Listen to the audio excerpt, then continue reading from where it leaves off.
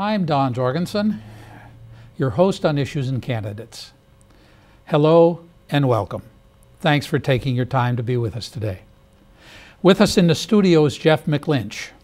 Jeff is with the New Hampshire Fiscal Policy Institute and is here to discuss CACR 13. CACR 13 is a constitutional amendment which is question 1 on the upcoming ballot on November 6th. Jeff, perhaps you could tell us first a bit about yourself. Sure.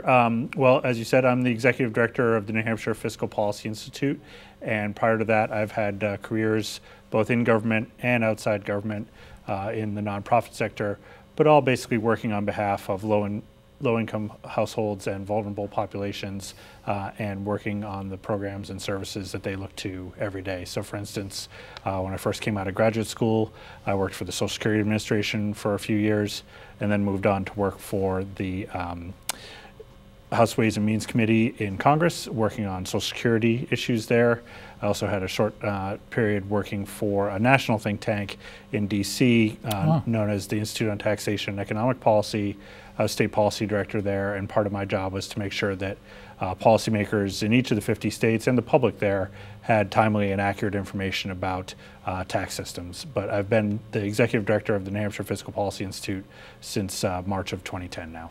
Wonderful. When was the organization established here in the state? It's still relatively young. It started in late 2009, and we began active operations when I came on as the ED. We're a staff of 3 now, so we're both young and small. We like to think we're pretty nimble, but it's been a great experience so far. Not burdened with excessive staff, from what I can gather. Yes, we're lean and mean. Yes, flexible, as they say. Flexible, yeah. Right? Is that the corporate reference? That's how I like to think about it. Yes, exactly. Yes, yes. Well, indeed, a powerful resume, a strong background, obviously, with your knowledge of taxation. I heard some reference, and I'll probably make another comment about Einstein saying that was probably one of the most complex issues of our time, understanding taxation. I think he was very modest. Yes. Well, indeed. So what is the NHFPI all about? Sure. We are a nonpartisan nonprofit organization, independent organization.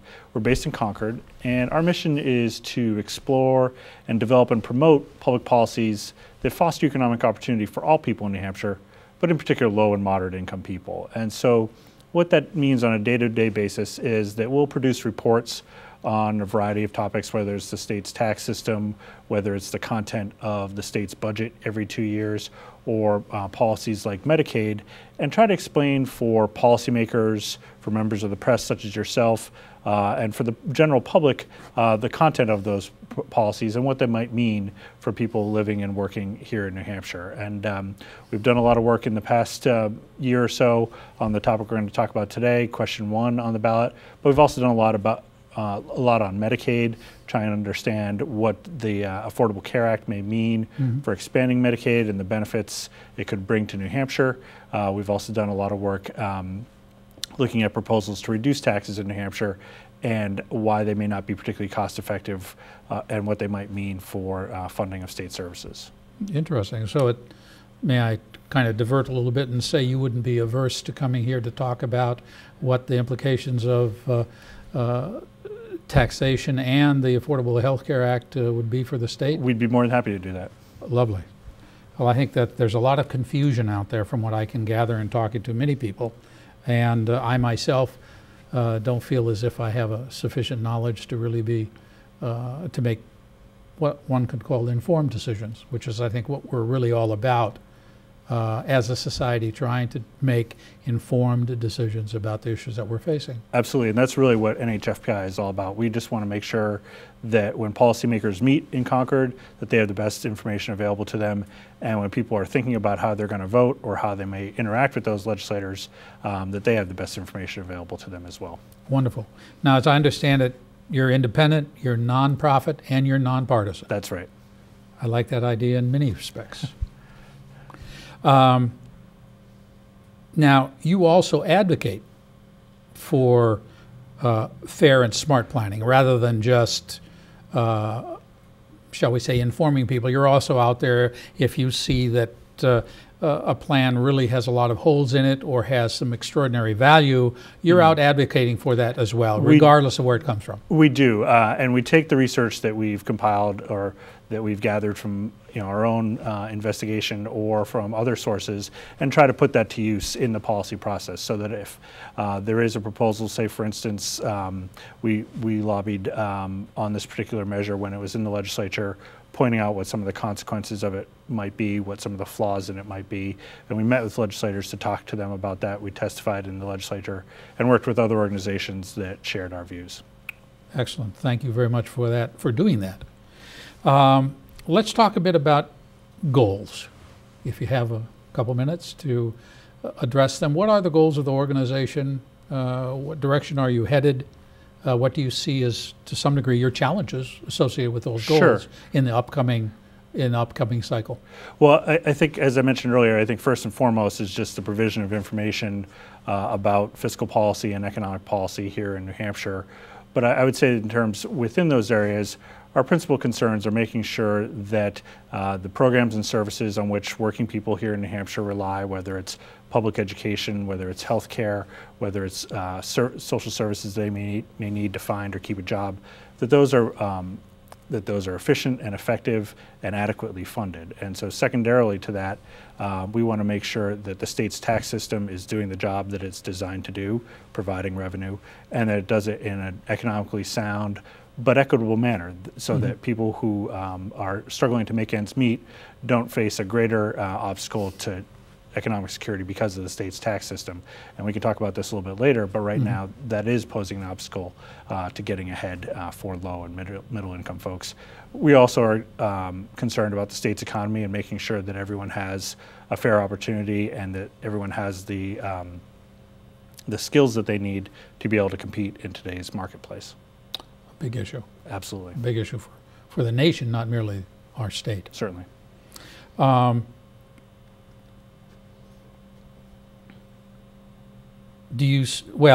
let's go on with something else. With that background, could you speak to question 1 on the ballot, CACR 13, by explaining what it actually is asking of us? Sure. Well, when people go into the ballot on November 6th, they're going to face a lot of choices on that particular ballot. They're going to choose the man who's going to lead our country for the next 4 years. They're going to choose the man or woman who will lead our state for the next 2 years. And they're also going to decide the makeup of the legislature. But they should keep reading beyond all of those candidates into local offices as well, all the way down to the bottom. Because at the very bottom, there are going to be 3 questions relating to New Hampshire's Constitution. And in some respects, those are even more important than who they choose for elected office, because those decisions could potentially live beyond the terms of office for people that they may choose on November 6th. Almost certainly would. Right. And the first question is one we've looked at pretty extensively, and it deals with the state's tax system. And if you'll bear with me, I can even read the text here. It asks, are you in favor of amending the second part of the Constitution by inserting after Article 5B a new article to read as follows? Notwithstanding any general or special provision of this Constitution, the General Court shall not have the power or authority to impose and levy any assessment, rate, or tax upon income earned by any natural person. However, nothing in this article shall be construed to prohibit any tax in effect on January 1, 2012, or adjustment to the rate of such tax. And that's pretty complicated, and there are reasons why. But basically, when you get down to it, what that amendment seeks to do is to ban New Hampshire or prohibit New Hampshire from ever adopting an income tax in the way that other states have as part of their tax systems today. And when you stop to think about it, while many people may focus on the merits of an income tax and what it might generate in terms of revenue or what it might cost people or what it might mean to the state, question 1 is really much more than that. It's really about the decisions that we allow future legislators and really the choices we allow future voters to have when they think about the challenges that are before New Hampshire. We don't know the challenges that are going to be ahead of our children and grandchildren. We don't know the opportunities that they may face. So given that, we shouldn't limit the options they have for dealing with those opportunities or challenges. We just don't know. And really, when you think about the Constitution, its design, changes to it are meant to be permanent. and to last for decades at a time. And we don't want to limit choices decades into the future when we don't know what lies ahead. So if I understand you correctly, you're not saying you're in favor of an income tax, but you're saying we don't know what tomorrow brings and we can't close those options off just because it may be basically undermining the future of our state and our children, really. Precisely. Okay. And really, when you stop to think about it, we have tools here in the state. They're readily available, they're frequently used, and they've been pretty effective. They're called elections and the legislative process. And I say quite effective because if your goal is to stop an income tax from being enacted here in New Hampshire, they've proven their mettle. We don't have a broad-based income tax now, and that's because it reflects the will of the people here today. Mm-hmm. That will may change into the future, and we shouldn't do anything that's going to thwart popular sentiment, that's going to undermine the public will. Now, I had heard in that context that and I'm looking for an answer here, obviously, that such an amendment, which I believe is what California has, they have an amendment similar to that kind of freezes everything as it is. It's very, very difficult to impose. That the state, or more specifically, that when it comes to bonds, that the state and local governments look toward to cover ongoing expenses rather than having to dig in to your pocket on a town level of $20 million. You can go out and get and float a bond, go to the banks, go to the institutions to get that, and be charged an applicable interest rate for that. Now, I was told, somebody suggested that passing this amendment could impact our bond rating. Mm-hmm. Is there any validity to that? That's a topic that has come up as people have debated this question, and I guess I would take a step back. So right now, New Hampshire is one of 9 states that does not have an income tax. Of the 9 states that don't have them, I believe only one, Nevada, has a clear bar in its constitution against an income tax. Any of the other states, such as Texas or Florida, may be able to consider it and may have to surmount certain barriers to enacting it, but there's no clear bar in the way that there is in Nevada. What California has, and what actually the New Hampshire legislature considered earlier this year, is what's called a supermajority requirement for tax increases. They require, I believe it's either a 3/5 vote or 2/3 vote to increase taxes. And a number of bond rating agencies have looked at this in a variety of states and have downgraded states' bond ratings because of the presence of these supermajority requirements. In fact, here in New Hampshire, in Dover, they have something similar, and recently I think it was either Moody's or Fitch weighed in with their evaluation of the town's creditworthiness, and they downgraded it in part because of the presence of that supermajority requirement. In terms of income taxes per se, there have also been other states like Oklahoma most recently that do levy an income tax that have considered repealing it. And again, in those cases, bond rating agencies stepped in and said, if you make that choice, we are going to downgrade your bond rating. And I think it's important to keep in mind why they might do that. In either case, whether it's imposing a supermajority requirement or repealing a particular tax that's a major source of revenue in Oklahoma, or even perhaps putting restrictions on the type of taxes that you can use, the reason that they do that is they value flexibility. They value states' ability to meet its obligations. And if you're creating artificial obstacles, whether in the form of supermajority requirements or bans on particular type of taxes, they're going to react negatively to that. And I think most recently, George Bald, who's the commissioner of the Department of Resources and Economic Development, was asked about this, and he suggested that he's had private conversations with bond rating agencies over the years, and they've discussed taxation here in the state.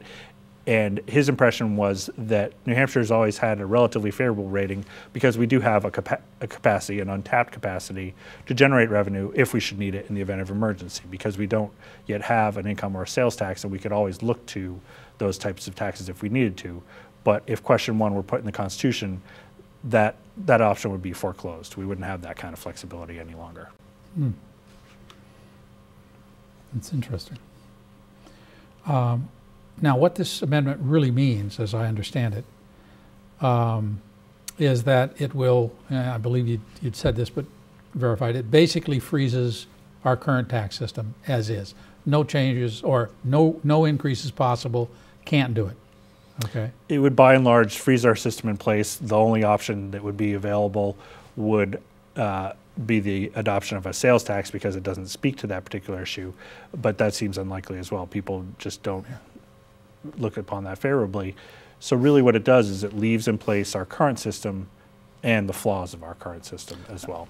That was the point I was going to raise. Now, if, for example, one of the taxes in place, one of the fees in place was particularly inequitable, it could go down, but you could not offset it by saying, okay, this is costs, this is unfair tax or an unfair fee.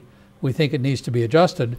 This one also, but for the opposite reason, because it's really too low. So we take away the ability to go in and say, well, we'll lower this, but we'll raise this. Mm-hmm. So in essence, what we're talking about is we will only decrease our state income to do the things that we need to do to support our society. Is that an infrastructure? Is that fundamentally that's true? Basically right. From our perspective, we've looked at this in some detail, and the state's tax system suffers from a number of flaws.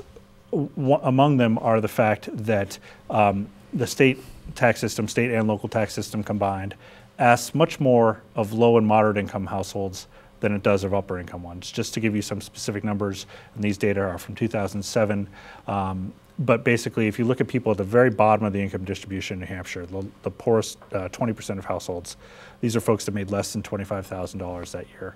When you tally up everything that they pay in state and local taxes, that comes out to about 8.3% of their total income.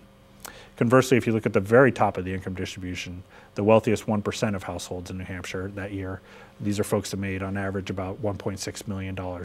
Their effective tax rate was just, it is a nice average. Good work if you can get it. It was about 2% in terms of their effective tax rate. So really 1/4 of what people at the bottom of the distribution were paying. And that's just one of several flaws that the state would be unable to address if question 1 became part of our Constitution. Another thing to think about is because we don't have a broad-based tax like a sales tax or an income tax, and because of the way we've structured our tax system generally, we tend to rely more heavily on particular forms of revenue, particularly in comparison to other states. One of those forms of revenue is business taxes. In the current budget that we have right now, our 2 business taxes, the business profits tax and the business enterprise tax, are expected to generate about $1 billion, or a quarter of that total budget. Many people have argued that, well, we need to change that. We need to make sure the businesses are paying less. Well, if we freeze our tax system in place, not only are we not going to be able to address that, but should we need to generate revenue in the future, whether to undo some of the budget cuts that have been enacted in the past few years, or whether to embark on new initiatives, whether it's for education or transportation or any of the other things that could benefit our economy, we won't be able to do that without going back to the same sources that are now in place. We'd have to go back to the same well time and time again if our current tax system is frozen in place. And that means not only sort of reliance on business taxes, but also property taxes as well. So would it be appropriate to suggest that the only way, let's say in a crisis environment, if the state needed more money, the only way to get it would be to go out and borrow it? Well, it depends on whether we're going to be able to repay that and whether we have the capacity to repay it. If say, for instance, what you've heard from some of the folks that are in favor of question 1 is that, well, if we put this sort of ban into the Constitution, in the event of an emergency, we can always go back and change it. And from my perspective, I think that that's the wrong way to think about it. First of all, this is our Constitution that we're talking about. When the Founding Fathers wrote it, they wrote it in ink, not in pencil. And so changes to it at the first shouldn't be taken lightly, and we shouldn't think that we're going to be able to change it quickly in the future. More to the point, in terms of emergencies, amending the Constitution can be a pretty lengthy process. For instance, question 1 was first proposed in 2011, and here we are in late 2012. So it could take as many as 24 months to get this change into law when that crisis could be ongoing. Ouch. I heard reference to 2 things. The general court which I understand that's our legislature. That's right. Right, it is all the state reps. Does that include the Senate? It does. And so general court is just sort of the formal colonial name for our legislature. That was my understanding. And a natural person. Right. I heard that reference as well. Right. And that sort of ties into kind of the legislative history behind this. When the bill was first proposed, the language was much different than it is now, and some changes have been made to try to clarify it, but also to make sure that it works properly with our current Constitution. And even in trying to address those problems, there may still be conflicts. And the question of natural person is a case in point. A natural person is me, you, our friends and family, our neighbors, and it's an attempt to differentiate us from legal persons like corporations.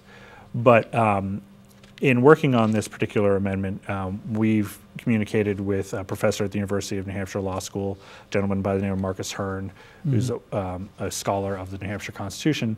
One of the things that he's pointed out is that our tax structure, particularly as it's embedded in the Constitution, is unique in that it requires uniform treatment of all business entities, whether you're talking about sole proprietorships, partnerships, all the way on up to the biggest corporations, multinational corporations.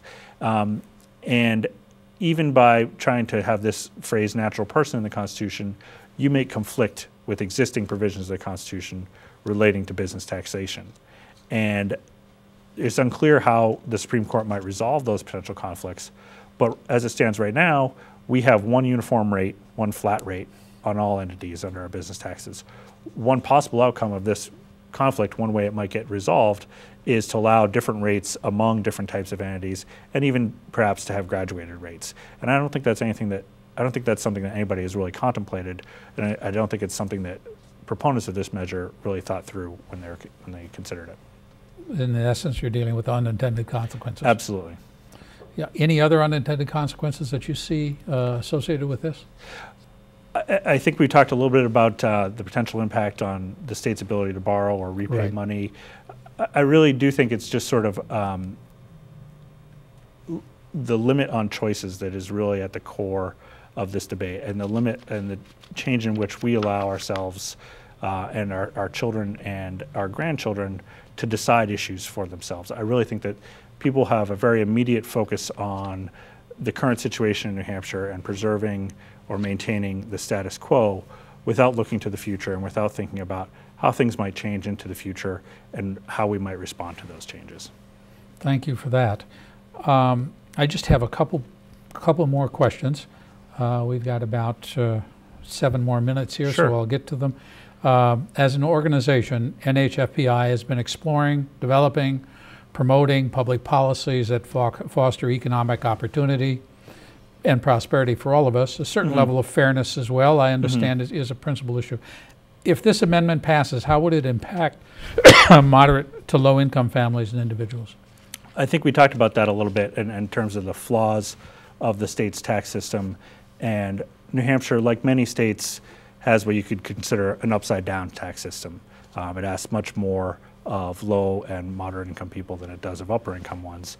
And if question 1 were to become part of the Constitution, that would freeze our tax system in place and leave us unable to respond to that. And there are many sort of factors that go into that. It's both sort of the taxes we levy and the taxes we don't.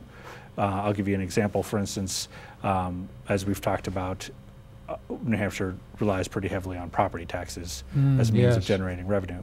And other states, you've heard, or you've seen your bill. Yes. Other states that have similar reliance take steps to mitigate the impact of property taxes on low and middle income folks. And they can do that via homestead exemptions. Sure. But we don't have a particularly large or broad homestead exemption. Or they can rely on credits, they're often called circuit breakers, which limit the property taxes you pay to a certain share of your income. And those are often administered through an income tax. And so that's a venue that isn't completely available to us here. But more to the point, because of the absence of those features, we have a more regressive tax system than we ought to have. We shouldn't ask as much of low and moderate income people in terms of funding services as we do. It just creates one more barrier to economic security for them. And this locks that in. That's exactly right. Okay. Well, one other point then, is there any compelling reason to change our Constitution at this time? In essence, another part to that, has anyone been addressing this issue at the legislature or the governor's level?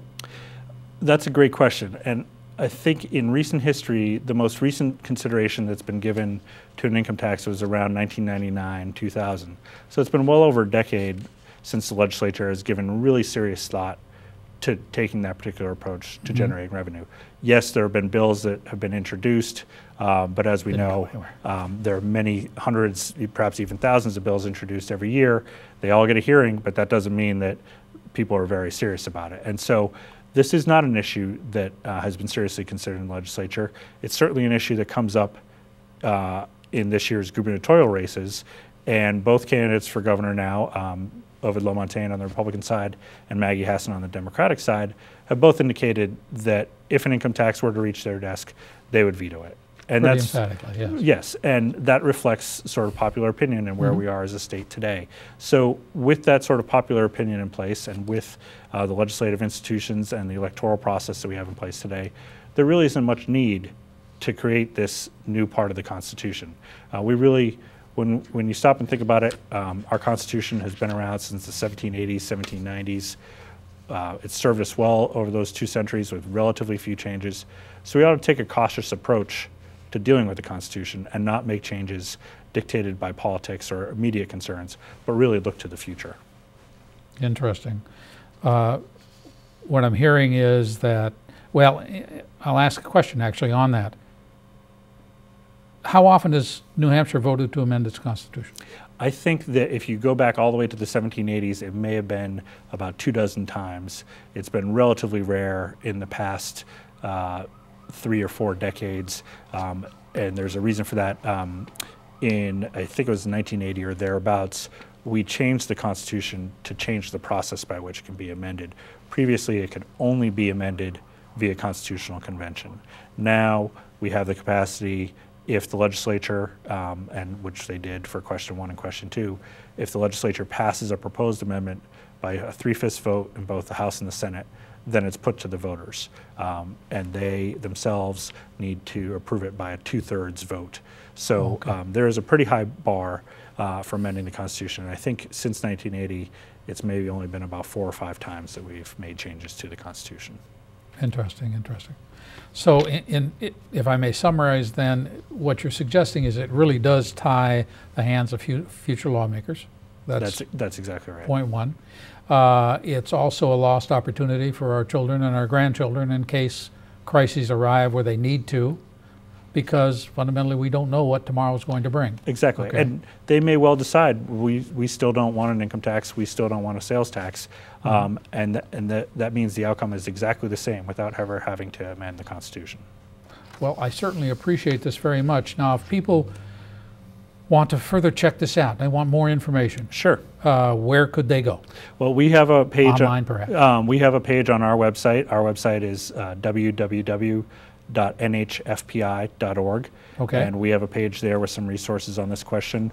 Also, the League of Women Voters here in New Hampshire has a resource page, not just on this question, question 1, but on each of the 3 constitutional questions.